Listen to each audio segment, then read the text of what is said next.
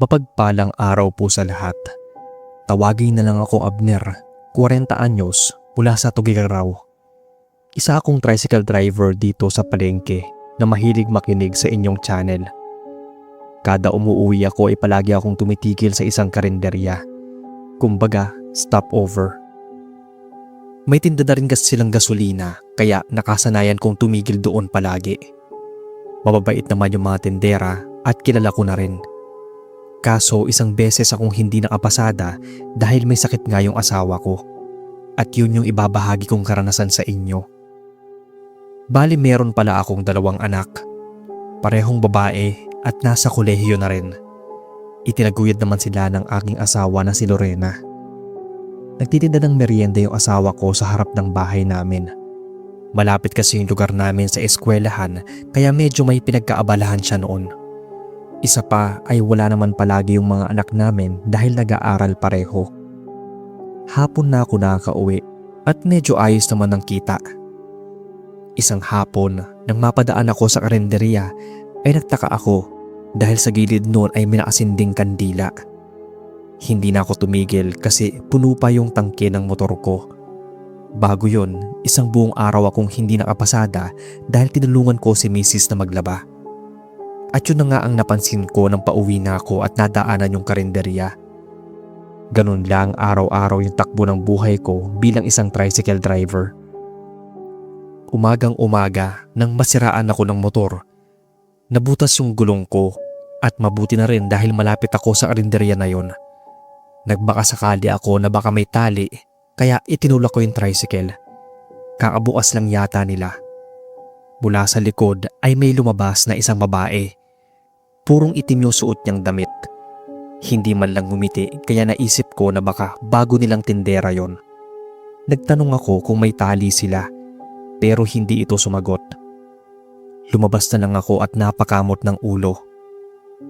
Makalipas ng ilang sandali ay lumabas si Arlene, yung dalagitang anak ng may-ari. "Oh, Kuya Abner, ang aga nyo naman yata." Bati niya at nagtanong ako ulit ng tali.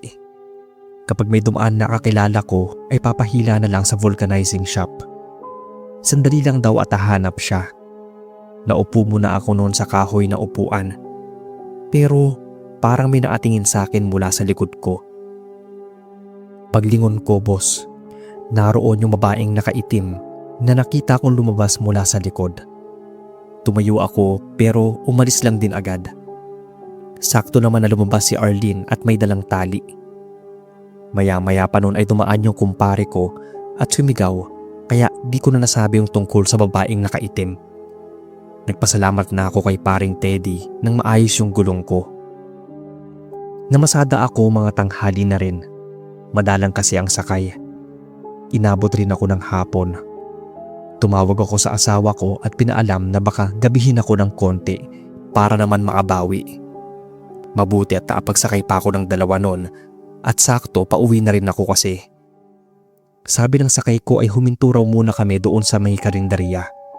Bibili raw sila ng ulam para hindi na magluto. Baka wala rin kaming ulam noon kaya bumaba na rin ako.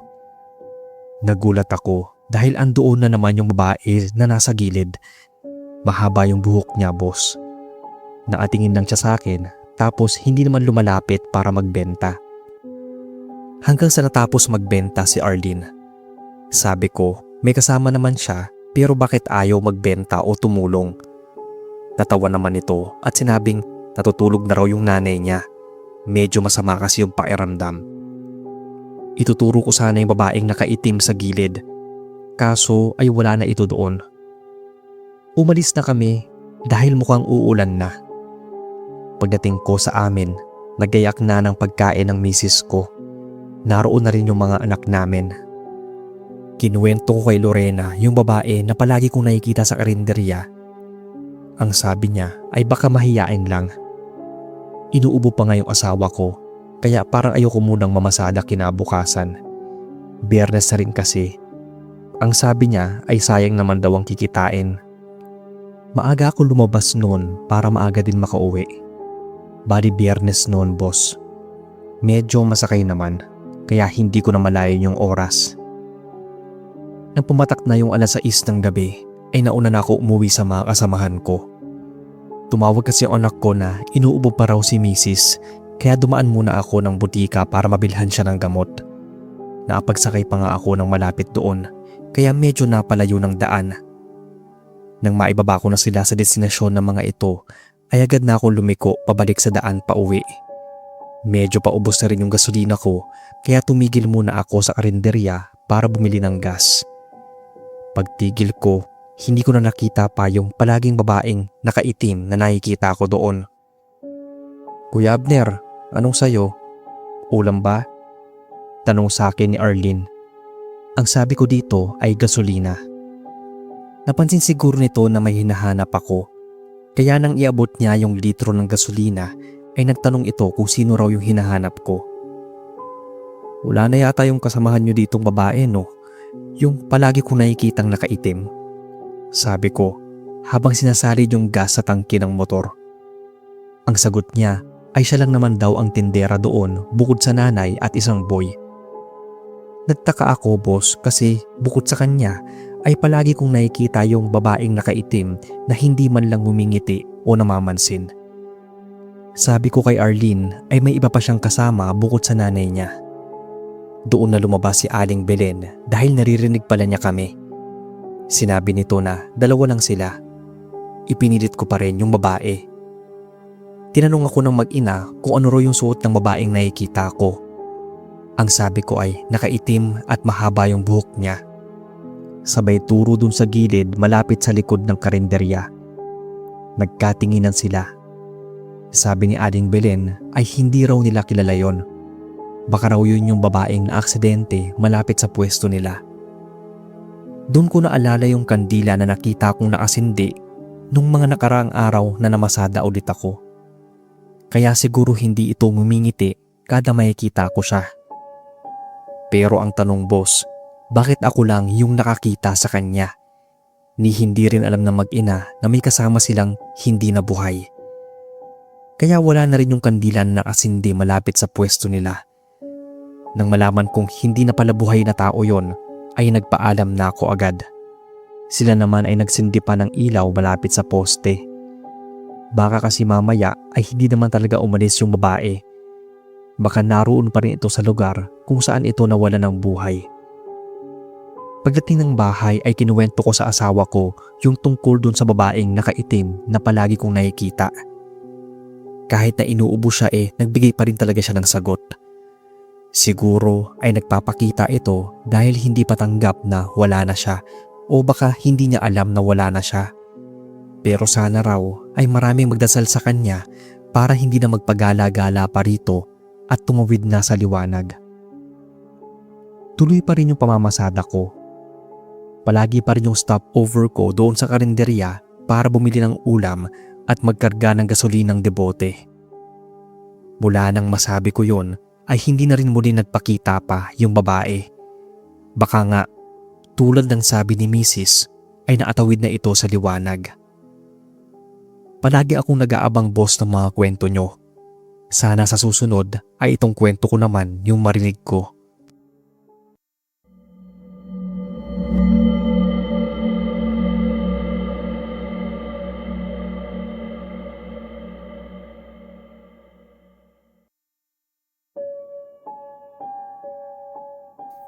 Hello po sa inyong lahat, pati na rin sa mga silent listeners na tulad ko. Nais ko sana magbahagi ng nakakatakot kong karanasan nung nag-stop over ako sa isang parking lot. Isa pala akong nurse sa Manila, pero narito ako ngayon sa Pampanga dahil dito na ako na-assign. Actually, Sir Bob, 1 buwan pa lang ako dito at hindi ko pa talaga alam ang mga kwento. Pero isang pangyayari ang naranasan ko na hanggang ngayon ay dala ko pa rin. Ako pala si Marie. Sisimulan ko ang kwento na sana ay maraming ma-relate. May sarili akong sasakyan dahil matagal din ako nakapag-ipon. Nadala ko ito sa Pampanga. Palagi rin kasi akong inaabutan ng gabi sa ospital, kaya naman minsan ay nakakatulog ako sa loob ng kotse. "Marie, pasabay naman. Same lang naman tayo ng way pa uwi eh. Okay lang," sabi ni Dizel. Kasama ko nag-rounds doon. Ang sabi ko naman ay oo. Total magkalapit lang naman kami ng uuwian nga. Nangungupahan kasi ako, sir. At sakto na mura lang din dahil hindi naman kalakihan yung apartment na yon. 3,500 kasama na yung ilaw at tubig. Nakakaipon at nakakapagpadala pa rin naman ako kay nanay. Sabi ng direktor namin na baka raw makabalik ako sa Manila. Pero okay lang naman kahit na matagalan. May mga kaibigan na rin kasi ako dito at okay silang lahat kasama. Halos kabilagi ang shift ko tapos go-overtime. Isa pa, hindi lang naman ako ang naroon. Marami kami. Pero kapag uuwi na ay kanya-kanya na syempre. Isang umaga, naabutan kong nagkukwentuhan yung mga co-nurses ko sa lobby. Nakisali ako at natawa pa nga yung iba dahil ang sabi ko, ang aga ng chismis namin. Nakisali ako sa ingay nila. Ganun daw kasi dapat sa umaga para mawala ang bad vibe sa paligid. Dapat ay medyo maingay ka. Iniwan ko yung kotse ko sa baba. Malinis yun dahil ilang araw nang hindi umuulan. Buong araw akong abala sa work hanggang sa sumapit na yung oras ng pag-uwi ko. Pagdating ko sa parking lot, napansin ko yung kotse ko na parang may mga bakas ng kamay. Maliit lang naman, parang sa bata.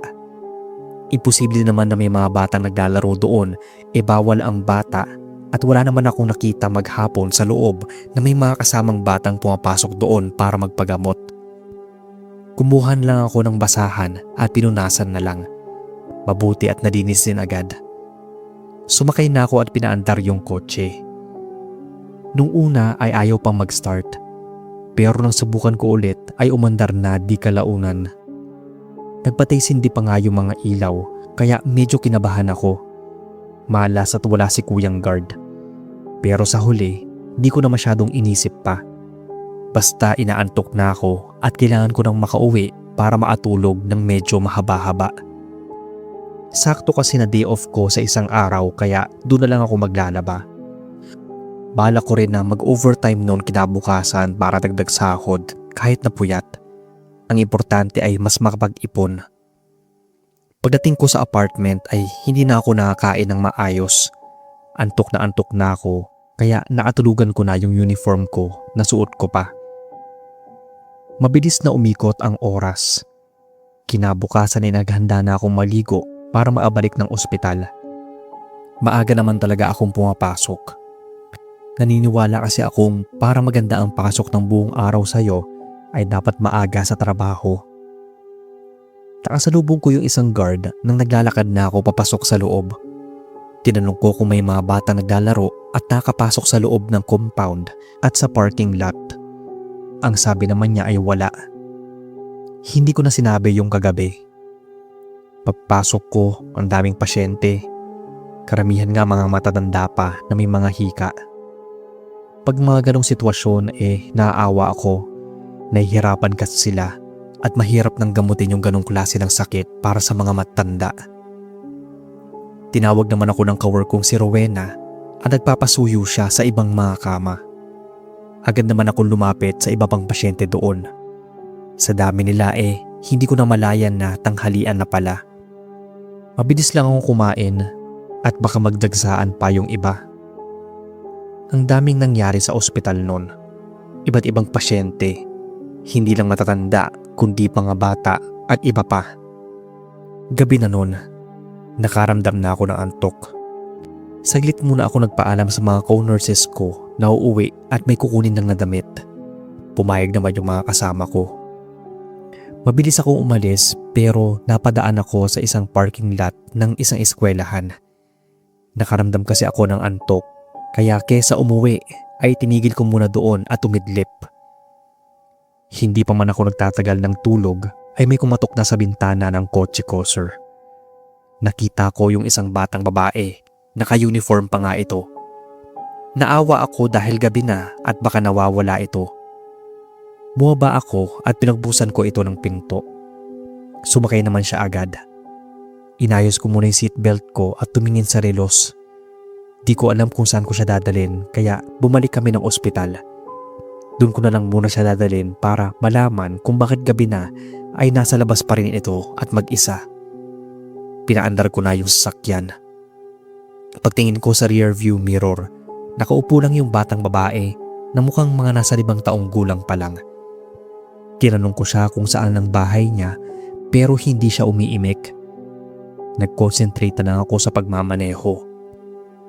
Minsan ko pa itong tiningnan sa salamin pero laking gulat ko dahil bigla itong nawala. Kaya bigla kong naitigil ang kotse at hinanap ang bata. Lumabas pa nga ako pero nang mapadako yung mga mata ko sa bubong ng kotse, nanlaki yung mga mata ko dahil naroon siya at naadapa. "Oh, paano ka napunta dyan?" Gulat na tanong ko. Naangisi ito ng nakakatakot. Sinasabi kong bumaba siya pero hindi siya bumababa. Parang nag-iiba na rin yung itsura niya. Yung para bang namumutla na nangingitim. Hindi ko alam kung bakit nagkakaganon. Pinipilit ko siyang ibaba mula sa bubong pero parang hindi ko siya maibaba.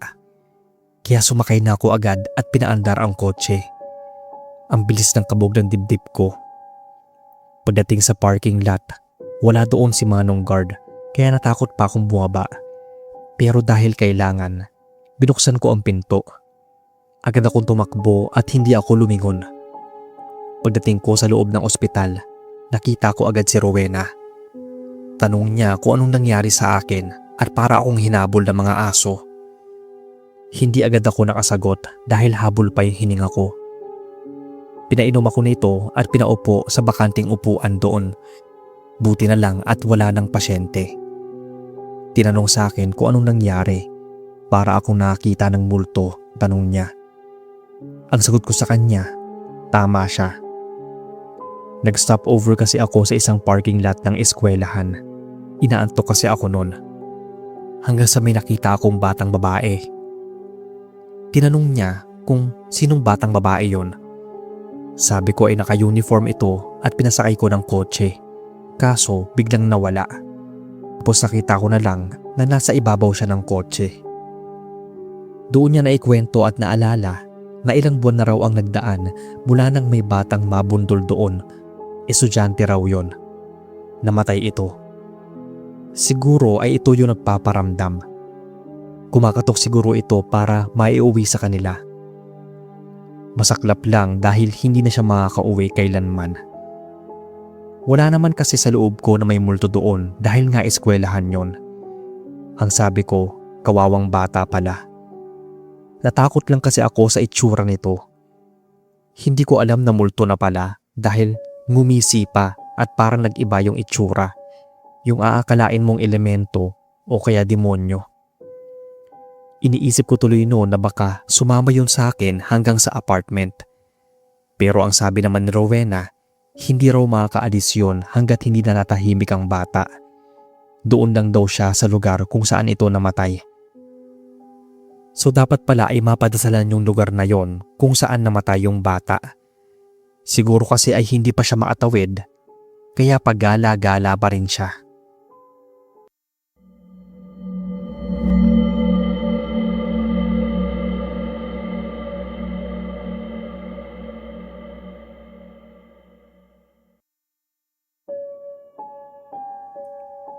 Magandang umaga po sa lahat ng mga nakikinig.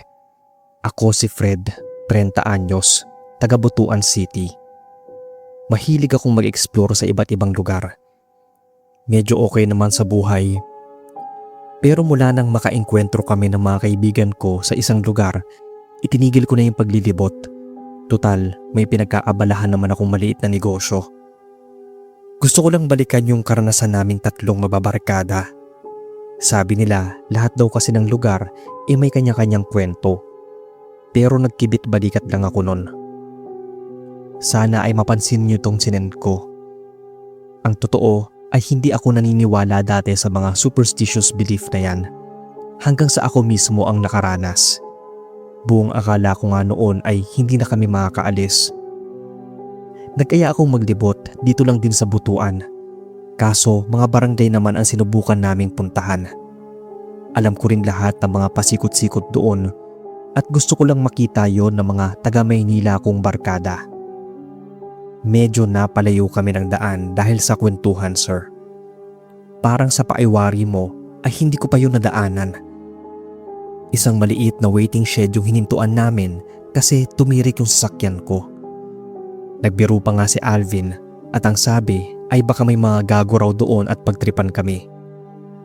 Sa isang puno sa likod ng waiting shed, parang may napansin ng akong tao na nakatayo doon. Parang lalaki yung hulma niya at may kalakihan ng katawan. Sabi ko, mabuti at may tao doon. Pwede kaming magtanong. Kabisado ko naman yung mga bayan at barangay sa Butuan. Pero sa pagtataka, itong napuntahan namin parang bago sa mga mata ko. Lalapitan ko sana, kaso pinigilan ako ni Alvin. Ang sabi niya, baka raw mamaya masamang tao yon. Mahirap na. Sabi ko, ako ang bahala. Naglakad na ako papalapit. Pero bigla nitong inilabas yung hawak niya sa isang kamay. Nakakagulat kasi malaking itak yun. Parang may bahid pa nga ng dugo.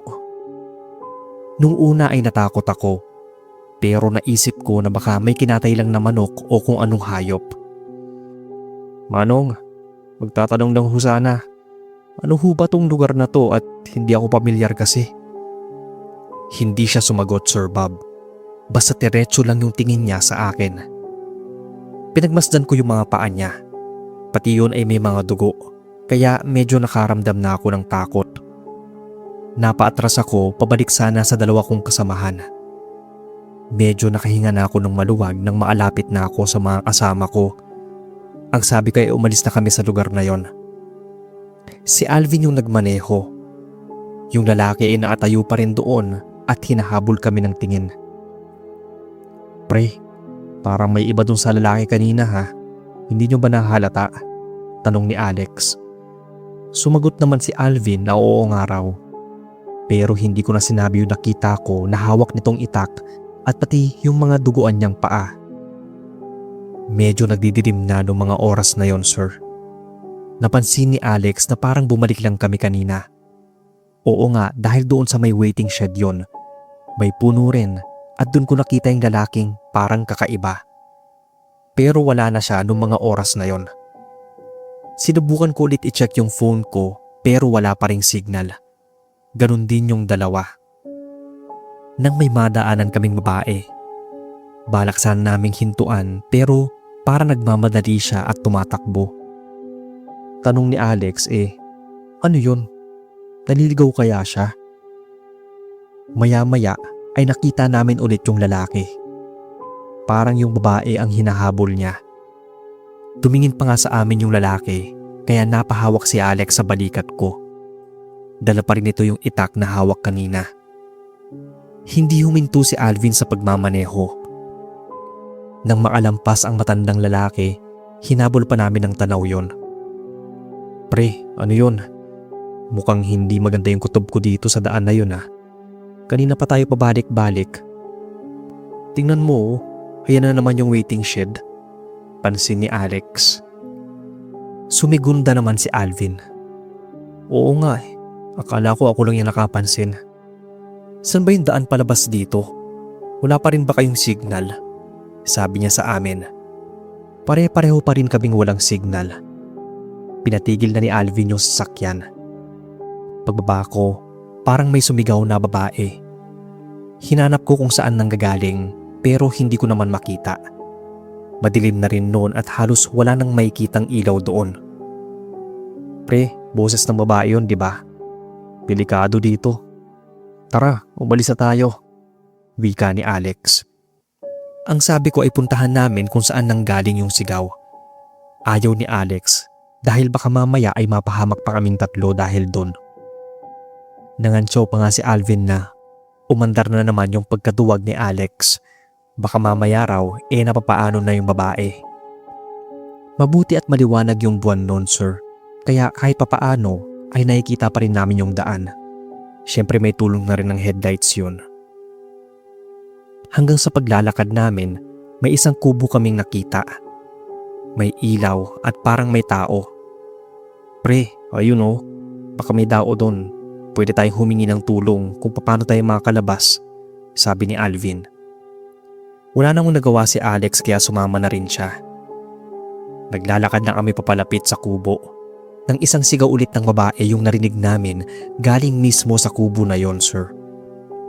Nagtago kami at baka mamaya ay may taong sumilip mula roon sa bintana.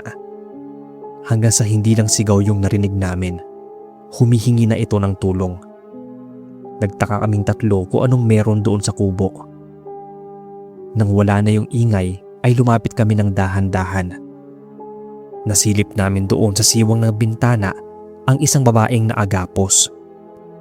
Nadlaki pa yung mata ko dahil naroon yung lalaking pinagtanungan namin at may hawak siyang itak na parang hinahasa ito. Sinabi ko sa dalawa kaya sinilip na rin ni Alvin. Kaso may naapakan yata yung loko kaya yon nagkaroon ng ingay. Tiyak na narinig yon ng tao mula sa loob ng kubo. Hinila ko sila para dumapa sa mga damo. Buti at patataas naman yon. Hindi na rin gaanong umaabot yung liwanag, sanhi na may ilang puno rin. Tama yung hinala ko na sumilip yung lalaki. At nang walang nakita at hindi kami napansin, isinarado niya ulit. Hinila ko yung dalawa para tingnan namin ulit. Dahil na rin sa awa, ay napasabi ako ng, "Pre, tulungan natin yung babae. Parang may gagawing ibang lalaki." "Sira ka ba? Kung tayong mahuli niyan, umalis na tayo para makahingi ng tulong," sagot naman ni Alex sa akin. Si Alvin naman yung sumabat na paano raw kung wala kaming makitang tao sa lugar. Napaidig na lang si Alex at alam kong takot siya. Ako naman ay takot na rin noong mga panahon na yon. Pero tatlo naman kami, kaya tiyak kaya naman yung lalaki.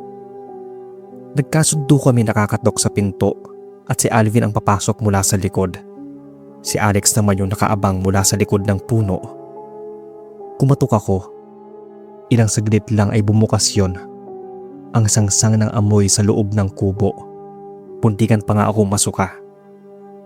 "Anong kailangan mo?" tanong nito at sumilip sa labas. Natakot ako sa boses niya kasi parang galing sa ilalim ng lupa. "Magtatanong lang ho sana kung saan pwedeng dumaan para makaalis na sa lugar. Kanina pa ho kami paikot-ikot dito eh," sagot ko. "Wala, umalis na kayo," sabi niya. Biglang may kumalantog sa loob kaya mabilis na tumakbo yung lalaki. "Takbo," sigaw ni Alvin. Kasama na niya yung babae na puro paso sa braso. Sumisigaw yung lalaki pero kaming apat mabilis kaming tumakbo. Nauna si Alex sa sasakyan kaya mabilis nitong pinaandar ang makina. Parang may humahabol sa amin na malaking aso kahit patao naman talaga. "Sakay! Dali!" sigaw ko at doon ako sa passenger seat na upo. Pagtingin ko sa lalaking nasa hulihan, hindi na itak yung dala niya, kundi isang malaking pangkarit ng damo kaya nangilo ako dito. Pinaandar na ni Alex ang kotse. Yung babae naman ay umiiyak nang nasa loob na kami at umaandar na. Palingon-lingon ako sa likod. Naroon pa rin yung lalaki at patuloy na tumatakbo. "Pre, saan tayo liliko?" tanong ni Alex. "Kumanan ka kuya, bilis," sagot ng babae na umiiyak pa. Binilisan pa ni Alex ang pagpapatakbo ng kotse. Doon namin nakita yung isang poste na may ilaw. Isang beses pa akong tumingin sa daan at nakita kong nakatayo doon yung lalaking humahabol sa amin. Kinausap ni Alvin yung babae na katabi nito. Sabi niya ay nasiraan siya pero bigla na lang daw siya nitong hinabol. Mabuti at natandaan niya ang pabalik sa lugar. Naiwan na yung lalaki doon sa madilim na bahagi ng daan. Balak nga raw siya nitong patayin. Mabuti at narinig namin yung sigaw niya. Nagpakilala ito at nang maarating kami sa bayan ay doon lang namin nalaman na 2 araw na pala siyang nawawala. May ganun palang lugar sa Butuan. Maliligaw ka kapag hindi mo pinag-isipan yung takbo ng sasakyan at basta ka nalang nagmamaneho. Hindi ko alam kung dahil ba iniengkanto yung lugar, pero kung hindi man kababalaghan ang pwedeng dumali sa'yo, maaaring krimen naman. Tulad ng nangyari sa babae at sa muntikan ng mangyari sa amin. Kaya simula noon ay tumigil na ako sa paglilibot sa ibang lugar, Sir Bob, kahit pa sa butuan yan. Mas pinili ko na lang na tutukan yung maliit kong business. Mas ligtas at malayo sa masasama. Sabi ng mga magulang ko ay nilagyan daw ng harang ang daan na hindi alam kung saan ang labasan. Medyo masukal din kasi yon. Wala na rin gaanong nagpupunta doon para maiwasan na rin yung katulad ng ganoong pangyayari. Hanggang dito na lang, sir, ang kwento ko. Sana ay mabasa ninyo.